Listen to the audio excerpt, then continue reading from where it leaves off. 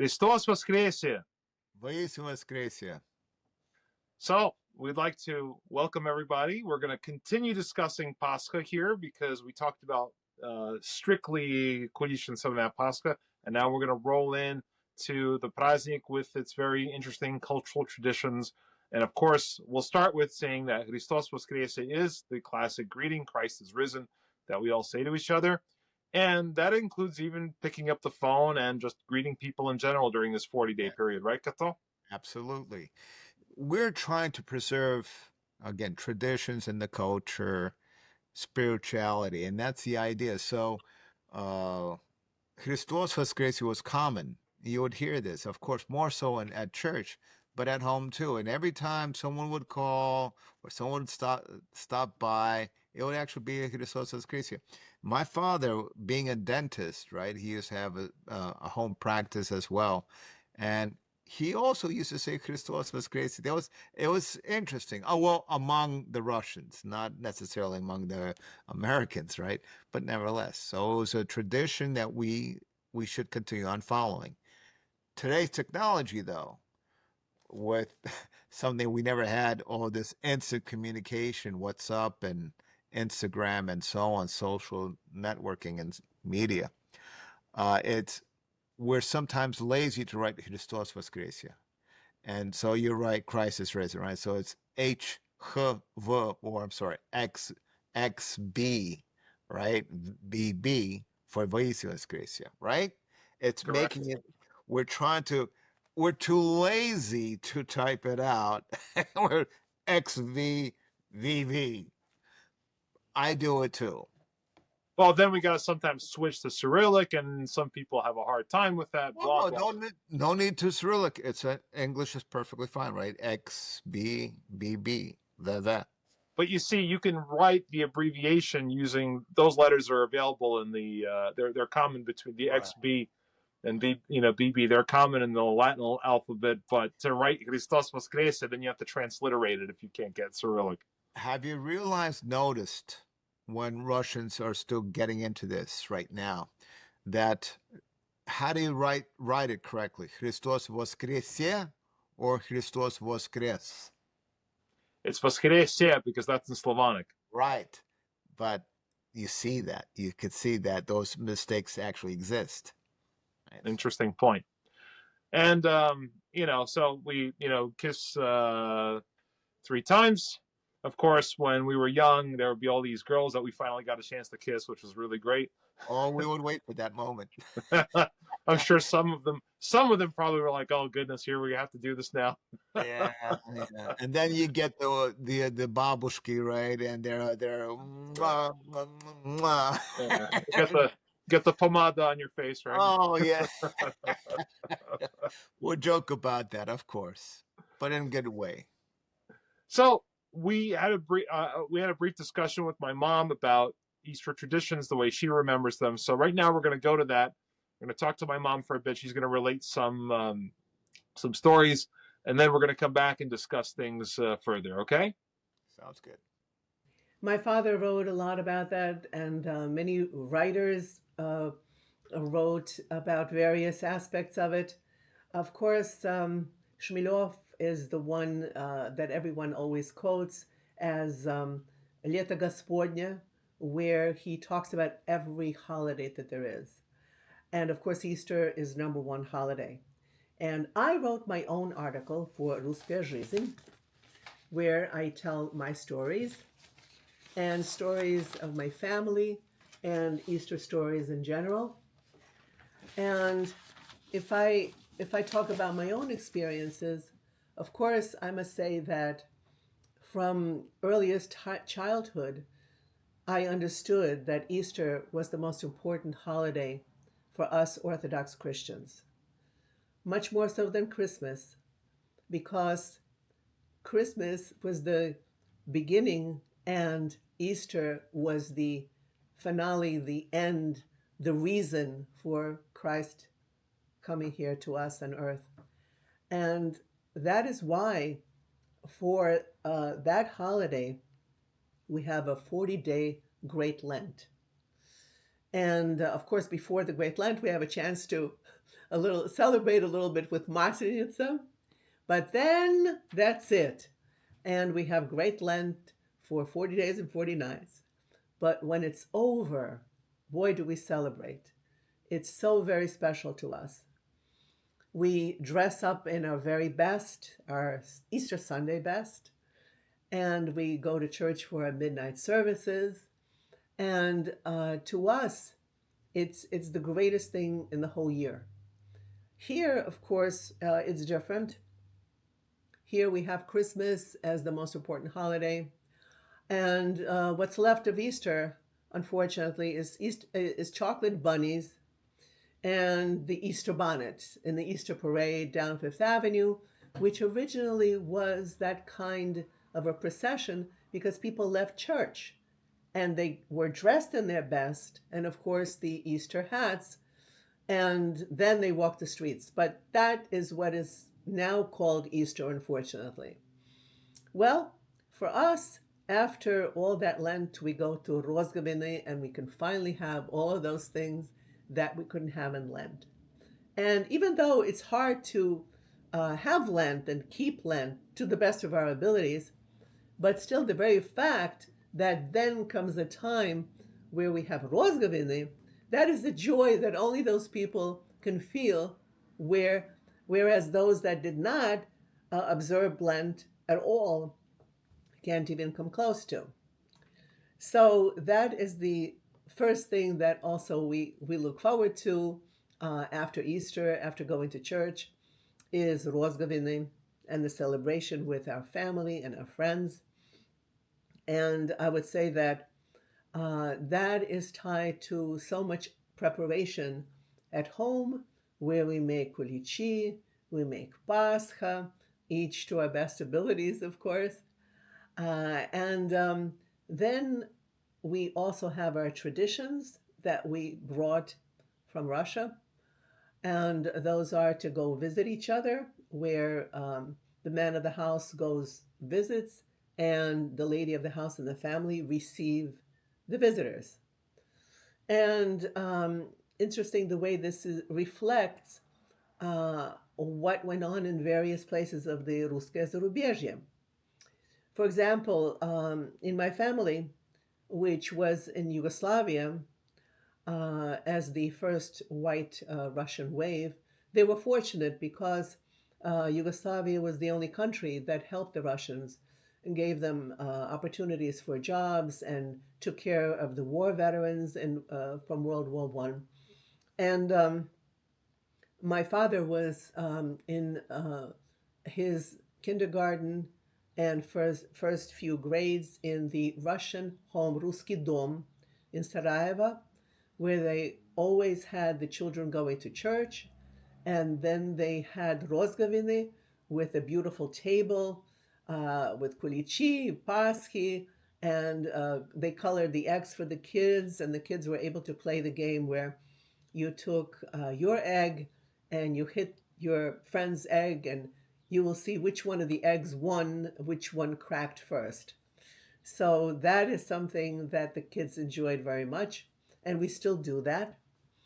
And then other traditions, such as these visits, were reflected in some humorous stories, for instance, by author Radonitsa in France, who wrote about how important it was for people who did not have too much in terms of means to have the kind of tables they used to have in Russia, where for rozgoviny, the table was full of kulichi, paskha, wines, and ham, and all of that other stuff. And when they were already in Western countries, they outside of Yugoslavia, not that Yugoslavia they were able to live very, very well, but there's a funny story about what happened in France, where some people, of course, were able to establish themselves somehow, and those that did were always surrounded by a lot of people during Easter, so they can come to their rozgoviny and finally taste all this great food. So in one story, they talk about Visitore, where this lady's house is practically surrounded by people who are trying to get in to the rozgoviny. So from time to time, they would knock on the door and say, "Christos Voskreseniye, Maria Sergeyevna," and there was no answer. Finally, when she couldn't take this anymore, she would come out and open the door and says, "Oh, Christos Voskreseniye, how happy to see you. I've been expecting you."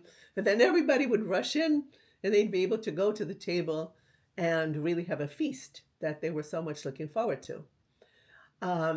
But of course, in post-war DP camps, where I wound up as a small child, we lived in barracks, and of course, I barely remember Easter there, except the one time when I was given a new raincoat that was really very nice, as I remember.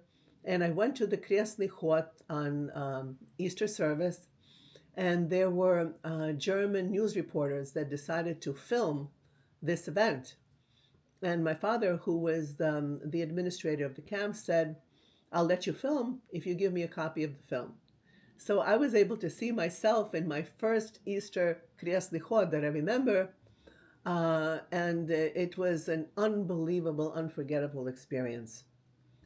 Then, when we came to the United States, then it was a little bit also more humble in terms of the churches, because here there were few churches, at least in New York, that the Russian people were able to come to after coming from Europe post World War II, from the DP camps, the displaced persons camps.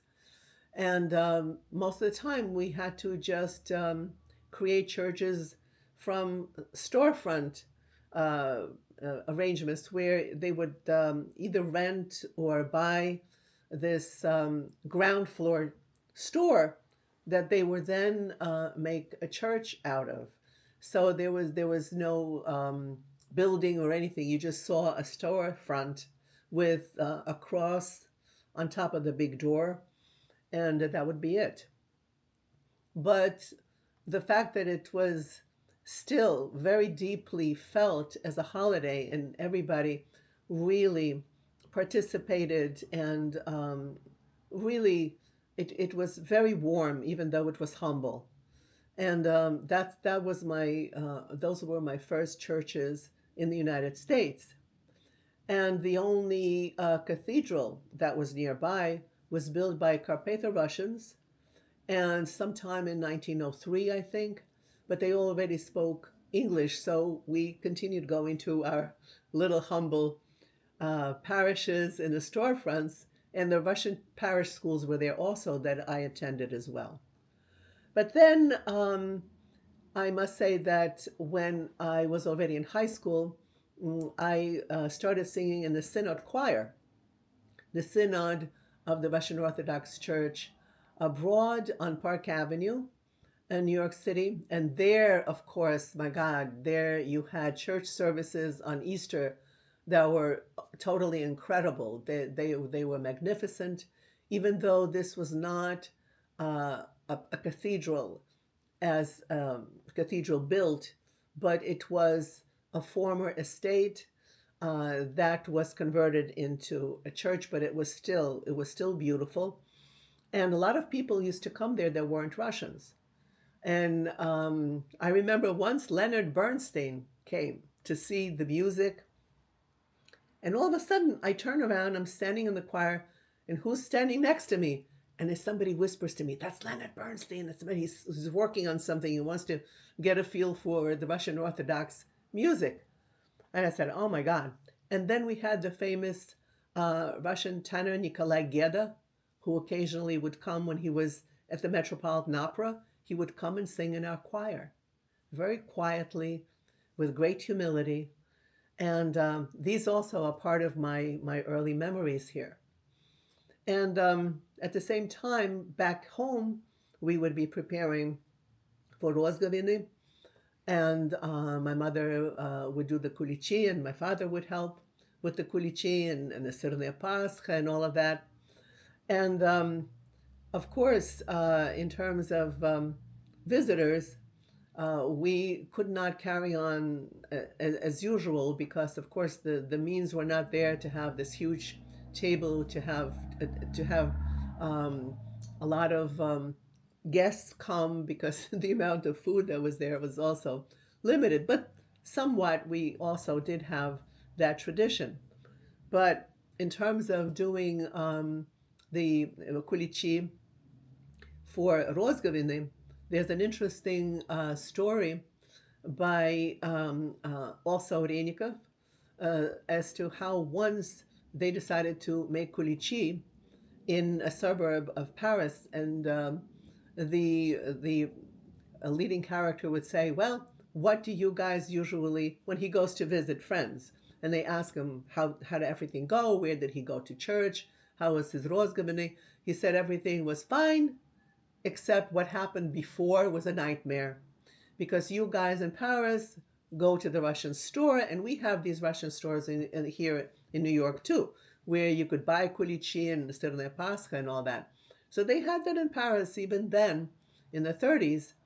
And he said, yeah, you could do that, but our ladies in Meudon, that was a suburb of Paris, insisted on doing their own kulichi.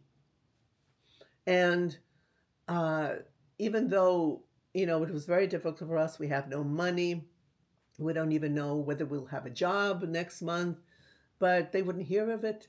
They said, no, we're going to do our own kulichi and give us so many dozens of eggs, so many pounds of flour, sugar. So they all pitched in and they got all the ingredients. The problem was to get the kulich in all the different receptacles, and there just weren't any. So everything became, even like cans from different foods that they would buy in the store, from beans or sardines or whatever, and even the glass that would hold pencils and pens, that became also a formachka for the kulich. And they finally were able to do the tiesta all night. The guys were pounding away, making the dough, and then in the morning they had to take it to the bakery. And they didn't have a vehicle other than a baby carriage.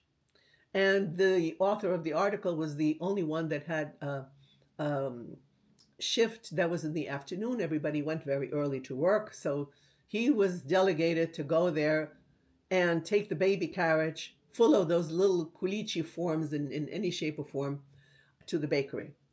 And about 5 ladies followed him. And the comments in the street were unbelievable. At first, somebody said, "Oh, they must be Turks." Then someone, no, these are gypsies. Just take a look at the rags in the carriage. And of course, they had to cover the kulichi and everything. And then once the kulichi started rising and they saw a little bit of a kulich dough, she said, "Oh, look, the baby's hand is out there." This was really a funny story. So, but very close to the truth. The happy ending was they got it to the bakery, but the adventures that they had along the way, thinking that maybe this was a harem of 5 women and whose baby was it and all of that. So these are the stories of the Russian Zarubezhniki in those days. But our days today here in Long Island, I would say, gets closer to the way it used to be in Russia. Like we have at Christmas, we have the Christmas carolers that go from house to house.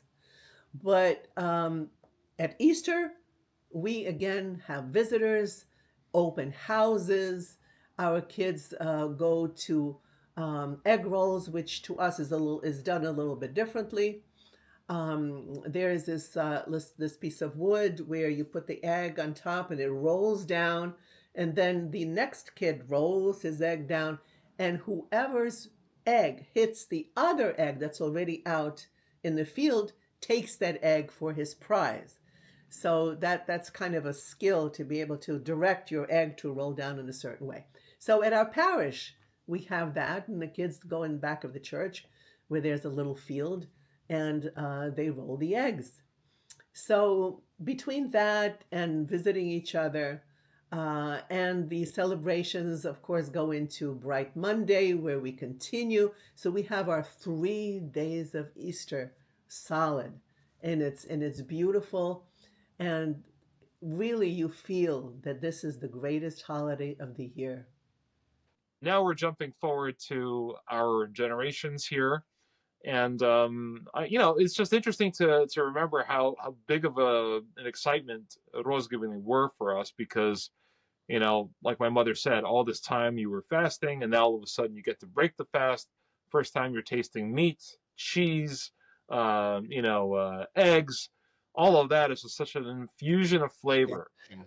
And our families would do rozgoviny. Now, rozgoviny, of course, here's the interesting thing, right? The way you're supposed to technically do it is you're supposed to have your rozgoviny after the Easter service, which ends at around 3 and 4 in the morning. And sometimes a lot of times parishes would host that in their parish basement. Usually that's where the cafeteria was. Or, families would also have it at their house. And then the next day you would have a priyom, the open houses, right? The Easter open houses. We're going to discuss your experience with that. One thing I'll just mention right away about rozgoviny, which, my father, just like your parents, grew up in Hamilton Heights, Manhattan, and there's a pretty bad crime wave already going on at a certain point, and people have had their apartments broken into. And I distinctly remember how my father used to recount how he would joke, you're going to come home, и кто-то уже rozgovляется. Someone's already eating all of your sirnaya, paskha, and kulichi because your place has been broken into. Dark So humor, you think about it, right? It's yeah. not, it's So, but terrible. anyway, so tell to me about your memory goes back further with all this stuff. So tell me, how did your family do it? What were the favorite foods that we would have on the table? Talk about that. So, as in previous episodes, I was talking about that I'm part of the Nyack Holy Virgin Protection Church. I cannot say that we didn't have rozgoviniy. By the way, notice you're saying differently from me, right? So I'll keep it to rozgoviniy, rozgovlyats, and so on. We did not have any. Nobody would stay after church. Everybody was anxious to get home. Everyone's too tired, staying up to 2, 3, 4 o'clock in the morning. But once we would get home, though, I have to admit, will be the first time we'll be eating something meat. So we're anxious to get a bite of that vichina, the ham, right? And egg and the sirnaya paskha along with the kulichi. And my father would try to be joyous about it, right? That now that we're home, we didn't fall asleep. Here we are, we're eating. It's just a small little setup, very extremely simple setup. And what my father would do would take the egg and have us beat both eggs together, the egg fight. You know what I'm Right. talking about? Sure, of course. Is there a term? Is there a name for that? I don't know. No, I mean, because Greeks do it too. Yeah. So I it's a think common. it's common actually everywhere. It's grown into a lot of. So anyway, beating the eggs head on, and then the end side, and of course, one of us would win, one of us would lose, and since there was 3 of us, and mom might feel sorry for one of us if we would lose, right? But whatever, it was something that we would do. So that would be a sirnaya paskha on the kulichi, yitzo, and a kusok vichine. This is And when you came back from church at night at like 3, 4 in the morning. 3, 4 o'clock in the morning. Yes, and that's it. We would not, but that was rozgoviniy. Yeah, I agree with you. See, in our family, what we would do is we would have a zastolya. So we would do a whole thing where everybody would sit down. The first thing you would always have is your osvishonny kulishik, which you got blessed in your basket, Yes. with a little bit of osvishon. I mean, if you osvishali shotam shota drugoya, you would have that with a yayichka. Usually, it's in our family had a yayichka. My babushka used to also have, my father's mom used to also get the soil blessed, so she showed that soil. Absolutely, yes. And you would have to always capture that. You would have to make sure that the eggshell, you would save it and you would bury it. You couldn't just throw it in the garbage or in the crumbs That from we the. didn't do. That we didn't do, but that's interesting. Your point you're bringing up because I've heard that in Russia. I didn't hear that in New York. Well, so that you would have first, and you would have it on a separate plate, just like for sachennik, you have your kutya first, and then you would sit down and you would have all of the good food that you were looking forward to, which would always be concluded with kulich and sirnaya paskha, of course. Yuda, very interesting moment you brought up. You know, освящение куличей, сырной паса, the basket, the Easter basket. That was usually done either of the morning of, or during the day, or after church services, after the zautri, after Easter service, right? So one or the other, we would end up doing that. But что освящали? What did they bless? What Well, was nowadays it's crazy. People bless everything. right? That's what I want to get to. So, what was your courtesy? What was your basket filled? I'll tell you We what. would always bless just the eggs and the kulich. That was it. And that's still what we do to this day, by the way. My mother and I I always saw put that out. in the video. I saw that Yeah, in the video. that's right. But, I mean, some people did sirnaya paskha. My father's mom used to always put some salt in there too. And some people would occasionally, you'd see some kielbasa in there, but that was fairly rare in my time. I would Very probably rare imagine yours too, right? thing. It was just the kulich, yaitza, the eggs, colored eggs, and maybe at times sitting possible it would be a small little form, Yeah, like but a tiny one. not always, not always, because it was liquidy, so you can't really shake it around. So kulich and the Easter eggs. That's it. Yeah. Now people bless wine bottles, Yeah, like you and name it. and then oh, and I've heard priests say you have to open the bottle so it gets blessed. And if you have the hams or the the different deli meats and so on, it all has to be opened up and it has to be blessed. And I see kvashna kapusta and I see everything in there, God. every candies, chocolates, every Easter. The bunny rabbits, right? Easter bunnies. I mean, this is ridiculous, but So, it's traditions.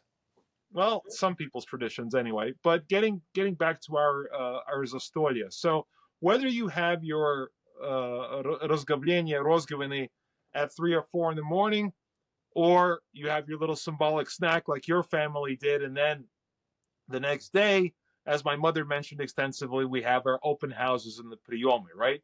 Yeah. And we've discussed is that from a dietary standpoint, we're all focused about the things that you couldn't eat during the post. So you're going to have maximal meat, maximal cheese and dairy, and of course egg and anything related to that. And of course, and this is where we would always traditionally go to the Polish store, right? I mean, or a German store. Yeah. We had the standard places to go to, and that was shared among friends. They know this one store that exists in Passaic, New Jersey, another store located in Patterson, New Jersey. Maybe in New York City, we would go extremely rare, but I actually remember even going to Zabar's and on Broadway. Uh, right? So it would be the Polish, Ukrainian. There were no such places as Russian stores yet. There was Well, unless you lived in like in Hamilton Heights, you had Bolokritsky, who actually could sell you a kulich and okarak right, and right, but he those was things. gone. He was gone already before you know it, right? So, Right. uh, yeah, but we would go to these Ukrainian Polish stores in New Jersey, and the smell. I'm sorry, we would go when? This would be the week before Easter, Pascha, or a week or 2 weeks before. And these stores would have sawdust on the floors, on their wooden floors to capture all the dirt. I remember this as a kid. There would be kobasas, various different types of kobasas hanging everywhere, literally everywhere. The smell, the aroma, if I could call it the aroma. You walk into the store and there's a smell of smoked meats. And it was wonderful. So if the store was busy, they wouldn't really be able to handle me as a kid. But if they were not busy, they would always give me something, a bite to eat, like some sort of a cold cut, some sort of a kielbasa, krakowska or something. They would say, hey, kid, here. They did it specifically. I know they were just luring me to get, and I was like, okay, next year I'm going there again. I remember him giving a piece. So, yeah, we would get a variety of maybe 2 to 3 to 5, maybe 6 different varieties of smoked meats, meaning deli cuts or deli kielbasa, various options. Predominantly, it was always made out of pork, so it would be different types of hams and or pork style. Uh, the Polish and Ukrainians were the leaders in this. I think the stores were gone in the mid 70s already. They're all gone. And that became a problem. But Carl Elmer used to be also a chain of stores everywhere. Oh, we go there all the time. Yeah. Even in Rockland County, we had Carl Elmer in New City. And my father didn't want to go there because they were slightly more expensive compared to the Polish Ukrainian stores. But yeah, we ended up going there eventually. And in the process, of course, of rozgoviniy, when we would go to other people's houses, my father would find out, hey, where'd you get this kielbasa? Hey, where'd you get? So people would share where they got this kielbasa. All of a sudden, we would find out new stores. So that's how we would share which stores to go to for next year. So what would your parents prepare at home? What would you, like you said, you mentioned holodets was one of the things, right? Okay, so rozgoviniy. This would be the next morning, the morning after Easter service, right? Right, the priyom. Right. So a typical Hechinov table would have 5, 6 varieties of meats. Okay, cold cuts. We would have holodets. We would have baklajani ikra. What is holodets? Right? Aspic. Aspic, more commonly called as head cheese, right? So, because aspic hardly anyone knows the word, but head cheese, well, though it's not meat, gelatinized meat, always would sit at the table. Baklajani ikra, Well, which it would jiggle at the table. that yeah. I would not eat jelly meats. That was a no for me. Something that the adults used to like to eat, not for me at that kid. Not as a kid. Okay. Baklajani ikra, which was eggplant called eggplant caviar. It's though houses. No, it was just a tradition. It was just to fill up a table. Our table was never empty. It had to be always be filled with everything. So you have a kulich standing in various places, and the table would be set for 12, maybe 15, 16 people. We would expect that many guests during the course of Sunday, right? And enough to change plates over and over and over if necessary. There were years there's a lot more guests showing up, and other years less. So Kulichi, sirne paskha, eggs, holodets, baklajani ikra, tomatoes, cucumbers, a ham, but not sweet ham. That did not exist back in the day. Not the pink one? No, it could be pink, but you would never find a sweet ham back in the day. Now it's honey glazed. Everything has to be honey or spicy, sweet and or spicy, or some combination. Back then it was just ham. And we would also have mustard, homemade mustard. We never bought mustard. It was always homemade mustard, which is a difference. My father used to love making mustard. I picked up that tradition. I don't buy store bought mustards anymore. On occasion, Russian stores with the Russian mustard. Yeah, I do. If I'm out of mustard. Zakuson. Yeah, that's it, zakusot with the babushka face, right? Yeah, Made in Lakewood, right? Yeah, I believe it's made somewhere in New Jersey. didn't know that. So that would be it. The idea of rozgoviniy, you would have this variety of everything on the table, and my mom would always be the host at home, and my brother would probably stay with my mom. Meanwhile, it would be me and my father, or along with my father, we would go driving around to other people's houses.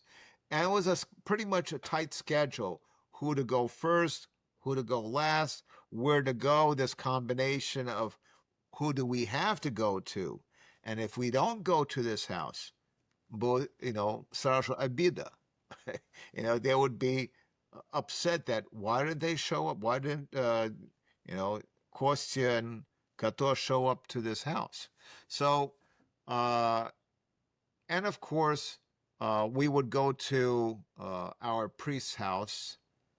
In this case, Father George Laren. We would go to his house for rozgoviniy as well. And if we had a table set up for 16, he had a table set up for like 30 people in there. And it was Oh just yeah, if you're a parish priest, you're going to get a lot of people coming. That's right, always the right. way it is. Our priest too. He always hosts every year. It's always a big turnout. I always wondered, why do priests end up gaining weight? But think about it. They were always treated to everything not so healthy. They would have to eat a lot of food, and that's where they would gain this weight. Not easy being a priest. No, definitely not. So we're talking, of course, now the Sunday, right after after Pascha, and we have also Monday. So first on Sunday evening or late afternoon, a lot of churches also have a small service of Večernia, which is a pretty quick service. It's about a very festive service, very festive. I At know in our 5 o'clock. parish it's Yes. very festive, but it's short. It's about an hour long.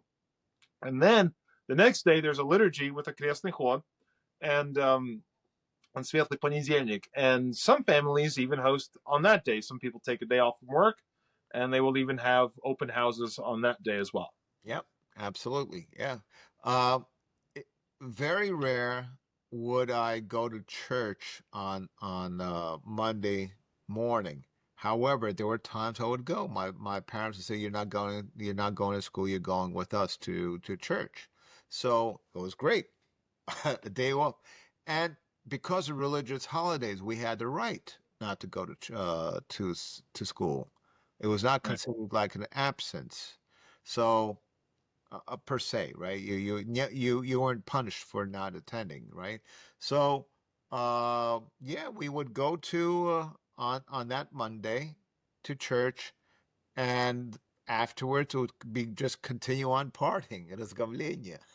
So during rozgoviniy, we going to these houses, open houses, and going from one house to another. Uh, we would end up tasting the variety of kulichi and sirnaya, and we Oh, would we would have to rate in our heads who had the better kulich, who had the better sirnaya. Forget about all these kobasi and everything else and holidays. That was not. It was like almost like a secret competition of who had the better. And what did they have? Did they have raisins, dark raisins, or white raisins? Did they have the candied fruit zucchini in the sirnaya or not? And or the variety of ways how they decorated everything. So it was important. It was because end of the day, coming back home, my parents would say, "Мы были у Елены Игнатьевна, and we tried her kulich, but it was very dry this year." Or we had, and my father made it. This was a study. It was specific study. Who had the better kulich? Who had the better sirnaya? And at if there were some secrets, if my father liked that sirnaya, he would say, What did you do to that sirnaya paskha? So that's a reason when you look at these old recipe cards or papers that our parents would have, the additional added notes. What did they do differently? Or, don't forget to do this now. Think about that. Very good point. Very good point. So now let's fast forward to a week later. So we have the first Sunday after the Easter Sunday, which in the church is called Fomino Voskreseniye, the Apostle Thomas, and also known as the Anti-Paskha, as in not Pascha. That's all it really means. And it also has this народное название Krasnaya Gorka. And here's where we're getting into an interesting situation, because there's this understanding of Krasnaya Gorka, which is often used interchangeably with the idea of Radonitsa. And we'll discuss that right now. So the reason why Krasnaya Gorka always sticks out in my head is because of the Novo Deveevo monastery, where I have my family's, a lot of my family's buried there, all of the ones in the United States. And we would always go there the Sunday after for Fomino Voskreseniye, for Krasnaya Gorka, where there would be a lot of people. There'd be like a little bit of a, I would even call it a festival in some ways, like a gulяние in Deveevo. And you've been there too, of course. Yeah. And we would, there would be priests that would be serving panihidy for all of our usopshia. And you would always try to tag along to some priest and hope that they would get to your grave eventually, which was always a challenge. But a lot of people would go on that Sunday to do their first panihidy, which is the first, technically the first panihidy you're allowed after Sviatlaya Nedelya, because panihidy are technically not permitted during that period, during the first week of Easter. So what's interesting is that the actual day you're supposed to serve the panihidy is not that Sunday, but it's on Tuesday, that next Tuesday, which is Radonitsa. That's the actual day that you're supposed to technically serve the panihidy. But just because most people work, that's how it works out, that they do it on the Sunday before. It was just not, of course, it was just not Novo Deveevo. It all carried out also down in Lakewood, right, at St. Vladimir's, at Jordanville, I know, at Mahopac as well. It was a small little cemetery, but people used to go there. Every cemetery, every major cemetery, and then some. So, yes, Krasnaya Gorka, growing up as a kid, I remember, coming to school the next day after Krasnaya Gorka, Red Hill, and we would, I remember the peculiar faces of my friends, or they would say, "So what'd you do? Or, what'd you do Saturday? What'd you do Sunday?" and so on. And being Russian Orthodox, we used to have these traditions, and going to the cemetery to party with the dead. That was basically the idea. I mean, you think about it. How else do you? We're celebrating them, but we're celebrating with them. And telling my friends, they were like, "You went to a cemetery and you partied there? What did you do?" This is completely, nonsense to the American public. They didn't understand, and they won't understand.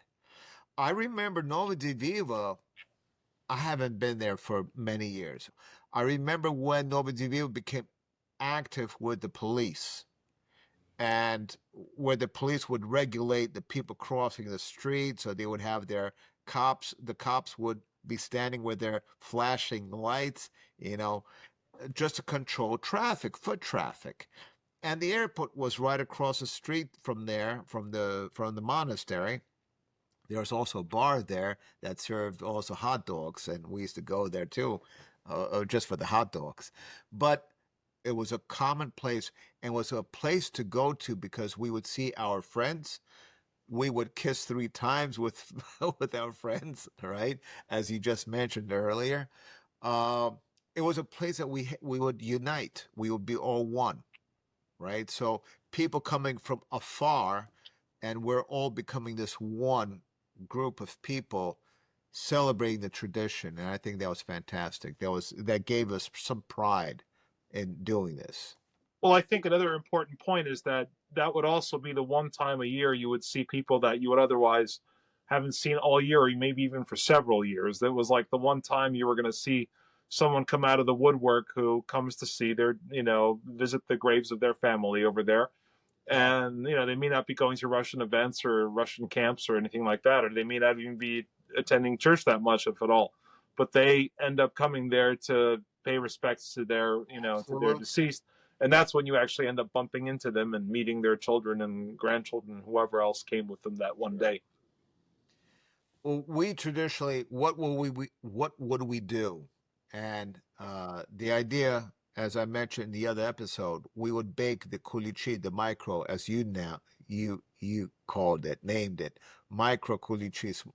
We used to call it the tomato paste size kulich, and we would put a kulich, sometimes wrapped in plastic, but not always. I think maybe a couple of times we wrapped it up, and put 2 eggs. Because wind is an issue, my mom would crack the egg on top of the Magilla, on top of the cemetery plot, so it would stay there. Naturally, the next day or during the week, animals would come by, crows or birds or whatever, would eat everything up, and nothing would be left over for, at least for that Tuesday, the Radonitsa, or the days afterwards. I mean, they would have a feast too. You think about it. We lived in the woods. The Novo Deveevo at that time was still very woodsy, right? There was no condos next door. It was still very woodsy in that time period. So yeah, here's an interesting story. Well, not a story, but a moment that I remember. It was true because my parents talked about it. You might have heard about it or not. I don't know. But it seems like it's true. Uh, Starushka was going to her grave. She was running late, and she came to her to to her husband's grave, and there's a person laying on the gravestone. It was a gravestone. He was already, I guess, slightly uh, intoxicated, perhaps, and just decided to lay on a gravestone. and she saw this. She saw this person laying. When she came up to it and turned around, the person, it just didn't seem right. But she thought might have been her husband that came back from the dead. Oh So my God. I'm sure there's stories like that. There were times where, of course, people used to drink. What would they do? They would be partying, and it's wine or vodka or juices, compotes, and everything else. And extremely rare, but you'd see people set up tables. I think it's mostly the Kazaki who used to do You put that. a table over the grave. Over the grave, by the grave, doesn't matter, but by the plot somewhere with a table skirt and all, and have everything set up there to celebrate. it and back in the day, again, I don't know, I haven't been there in all these years, but those used to be long picnic tables in that one section, and Yes. people used to just even sit there and just celebrate. So uh, it's an interesting tradition that when I have tried to tell it to other people, Americans, they didn't understand. Yet when I lived in Moscow and I tried to share these traditions, they've heard of similar traditions from stories, but they never done it, or they might have done it, but not on Krasnaya Gorka or Radonitsa, Right. because Soviet times, they lived a different schedule of when to clean the cemetery plots and when to celebrate there. So, Well, what's interesting is that I heard that in Soviet times, people would actually go to the cemetery on Easter Day, which one priest told me some people even used to do in pre-revolutionary times, which was not really traditional, but it's some kind of a weird something, some folk thing that somebody did, and I guess it caught on. it's But possible. Yeah, but it's not. You're not supposed to go to the cemetery for Easter on the Easter Sunday. You're supposed to do what we were discussing earlier. What my mom was discussing earlier. Go visit other people, open houses, priyom, and celebrate that way. And then you come to celebrate with your deceased. Later on during Radonitsa, Krasnaya, Gorka as well. So that's the whole idea. But Radonitsa is the actual day that the church permits panihidi to be served, although there is some flexibility with that understanding, of course, given people's working schedules and so on. But yeah, that's just a something that for the longest time I used to also call Krasnaya Gorka Radonitsa. I didn't realize they were two different days because my father used to come on the Saturday before Krasnaya Gorka to serve because it was easier to find a priest than when you have to tag along with you see one panihida and you see like 50 people standing there. It's because 48 of them are waiting for the priest to go to their grave, their family graves. We have a lot of people at our church here in St. Petersburg, Florida. We have a lot of people, but they don't have a lot of graves to go to, right? Because their parents or grandparents are somewhere else, predominantly in Russia. And some of those transplants, they're not here. So it's very rare to go to our cemetery here for Krasnaya Gorka or Radonitsa. But, for example, I was coming back from work this past Tuesday, and I always have to drive by the cemetery where my parents are interred. And I see, on the side of my vision in the distance, I see a group of people, and I'm thinking, are they Serbs or are they Russians? But it seems like they're Russians. I would imagine they would be Russians. Lo and behold, I see Father Andrei Kovalyov from Tampa, and he has a group of people that they're already performing these services. So people who have attended their church and have passed away, and they're there. And Tetsundre knows me. I know him, of course. He waved to me. He saw me. He was actually so happy to see me. He knew my father. So I blended in with the crowd, and he says, "You want to go to your father's grave also in the process?" Yes, we can. So we did 6 grave sites there, and it was so nice because that's what I wanted, right? I know I couldn't make it up to New York, but here I am, and God works in mysterious ways, per se. I was blessed to have a Titsundre there with me.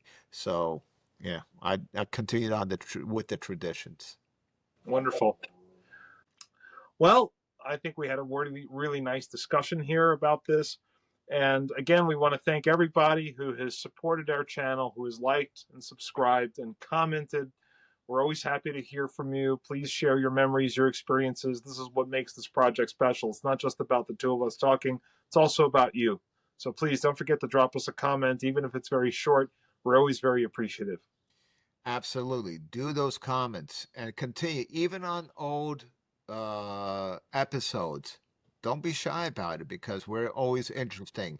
And thanks to Titi Tanya Pankrat, who added that recent comment about Bline and Masnitsa and when was it first. That's great. We want to learn, right? We're here to share these I want to say historic or just traditions and keep these traditions and cultures alive. We're having a lot more, right, Yoda? There's a lot more to come. It's not just this. I mean, we're going to be taking you to other places, and we're going to have special guests, which might be actually so interesting. You won't believe who we're going to have in a couple of weeks. Absolutely. Thank you, everybody. Еще раз, Христос воскресе. Jesus Christ, and Christ is risen. Indeed is risen.